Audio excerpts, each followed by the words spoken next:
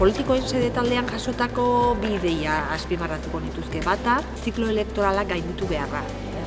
Demokraziaren kalidadea indartzeaz ari gara, herritarrekin politika publikoak beste modu batean kudeatzeaz ari gea, eta horretan beharrezkoa ikusten da ziklo elektoralak gainditu eta zerbait iraunkorra, prozesua erakutsiko duena eta horrek ekarriko luke konfiantza. Eta bigarren ideia lankidetza, eta askotariko lankidetza eta maila askotan lankidetza.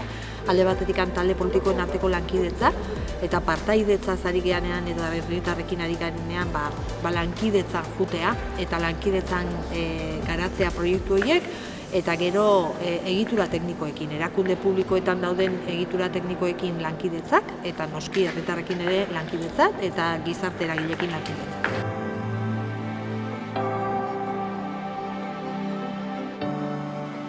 Planteatu dena izan da parte hartzen ikasten dela, eta prozesu horietan metodologiak eta egokitu behar dutela adin guztietako errealitatera jatorri ezberdinetakoa, eta garrantzitsua dela egokitzapen hori ondo planteatzea hasieratik. Idea garrantzitsuena izuzit alduntzearen ideia. Batzutan udaletxeak egiten dituen proposamenak erantzun egin bertzaiela, era inteligente eta arduratsu batean, baina herritarrek ere beraien prozesuak sustatu behar dituztela prozesuak egiteko eta bertako emaitzak udaletxeari modu arduratsuan eta helduan emateko.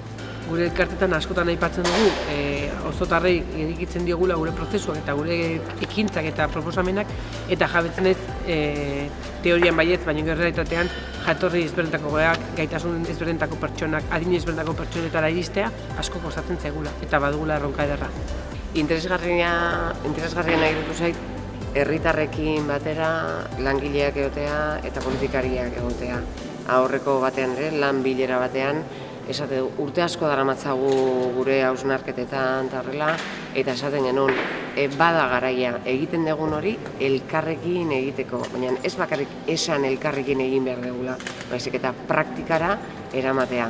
Eta dauzkagun eztabaida foroetan eta praktika guzti horietan saiatu politikariak, teknikariak eta herritarrak antolatua daudenak edo bakarkakoa badira ere, elkarrekin aritzea eta elkarri entzutea.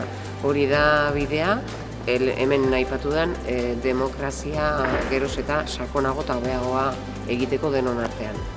Nire lankideek azpimarratu dutena eta arrozoi handiarekin gainera parte hartzeko gaietan edo parte hartzearen ardura dakagun teknikariok, hemendik aurrera ez dugu baimenik eskatuko gure jarduna aurrera eramateko. Esan nahi dut, urte asko dira gobernantza eredua hitz egiten ari gehala, beste modu batean aritu behar gehala bakoitza bere arduratik, eta gogea, badakigu egiten, badakigu gauzak beste modu batean egiteko baliabide pila bat behar ditugula, eta horiek eskatuko ditugu eta martxan jarriko ditugu, baimenik eskatu gabe.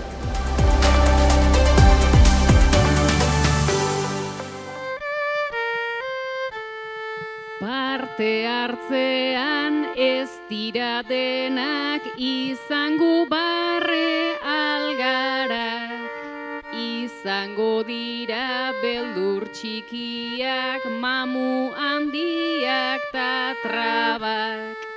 Baina kontuan hartu beharko dira denen begiradak.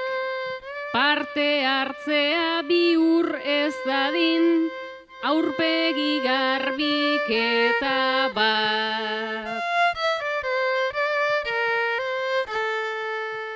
Maiaren bueltan eseri eta denok gara esatari, ze kolore eta ze forma jarri bizi dugun herriari.